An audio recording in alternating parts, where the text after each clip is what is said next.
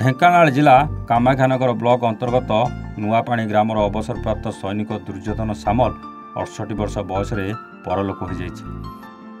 ଖବର ପାଇବା ପରେ କାମାକ୍ଷାନଗର ସୈନିକ ସଂଘର ସମ୍ପାଦକ ରବି ନାରାୟଣ ସାହୁଙ୍କ ନେତୃତ୍ୱରେ ସଭ୍ୟ ରାସ ବିହାରୀ ମହାନ୍ତି, ରାଜେନ୍ଦ୍ର ନନ୍ଦ, ବରୁଣ ବେହେରା, ଶ୍ରୀଧର ରାଉତ, ହୃଦାନନ୍ଦ ସ୍ୱାଇଁ, ରମେଶ ଚନ୍ଦ୍ର ସ୍ୱାଇଁ, ଦିତିକୃଷ୍ଣ ବିଶ୍ୱାଳ, ବନବିହାରୀ ସ୍ୱାଇଁ, ପ୍ରଦୀପ କୁମାର ସ୍ୱାଇଁଙ୍କ ସମେତ ଆଖପାଖ ଅଞ୍ଚଳର ବହୁ ମାନ୍ୟଗଣ୍ୟ ବ୍ୟକ୍ତି ଗ୍ରାମରେ ପହଞ୍ଚି ଶୋକ ସନ୍ତପ୍ତ ପରିବାରକୁ ସମବେଦନା ଜ୍ଞାପନ କରିବା ସହ ପୁଷ୍ପଗୁଚ୍ଛ ଓ ଜାତୀୟ ପତାକା ସହିତ ସମ୍ମାନିତ କରିଥିଲେ।